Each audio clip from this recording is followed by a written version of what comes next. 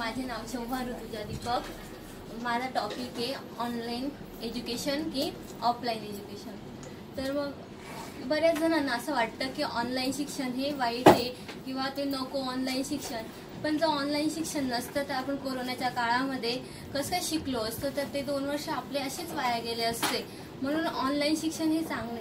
आता बऱ्याचशा मुलामुलींना असं वाटतं की आपण डॉक्टर बनावं, इंजिनियर बनावं, त्यासाठी ते क्लास लावायला लातूर, पुणे इथे जावं असं वाटतं। पण काहींचे आर्थिक उत्पन्न हे कमी असल्यामुळे त्यांना जाता येत नाही, तर ते घरी बसूनच त्या शिक्षकांकडून ऑनलाइन शिक्षणाद्वारे शिकू शकतात। मग ऑनलाइन शिक्षण हे चांगलं आहे ना ऑफलाइन शिक्षणापेक्षा?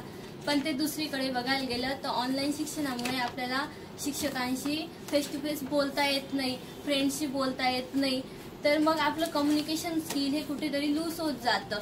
ते जो ऑफलाइन शिक्षणात जर आपण गेलो तर आपण कॉलेजला, स्कूलला जातो, टीचरांशी बोलतो, फ्रेंड्सशी बोलतो, आपले डाऊट क्लिअर करतो, म्हणजे मग ते आपलं कम्युनिकेशन स्किल हे वाढत जातं। मग ऑफलाइन शिक्षण हे चांगलं आहे ऑनलाइन शिक्षणापेक्षा। पण जर आपल्याला समजा कुठे गावाला जायचं आहे, काही फंक्शन आहे, तर ऑफलाइन शिक्षण जेव्हा असतं तेव्हा आपल्याला जाता येत नाही, किंवा गेलो तर तेव्हा जे शिकवलं जातं ते आपल्याला कळत नाही आणि ते एक्झाममध्ये आलं तर आपल्याला लिहिता येत नाही।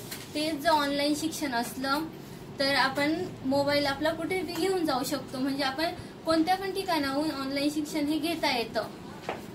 तर मग आपण फंक्शनला गेलो तर गावाला गेलो तर तिथं ऑनलाइन शिक्षण आपण लेक्चर अटेंड करू शकतो।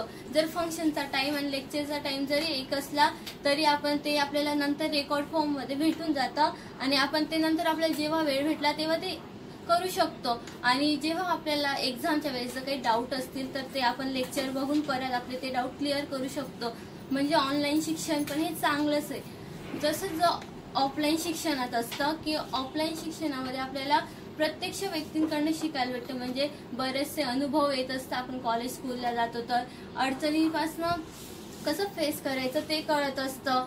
आणि ऑफलाइन शिक्षणाला आपण नीट लक्ष देऊन पण ऐकत असतो की आपल्याला भीती असते की टीचर काही क्वेश्चन तरी विचारून घेणार ना, आणि जर आपल्याला आला नाही तर टीचर काहीतरी बोलतील आणि फ्रेंड आपल्यावर हसतील, म्हणून आपण लक्ष देऊन ऐकत असतो।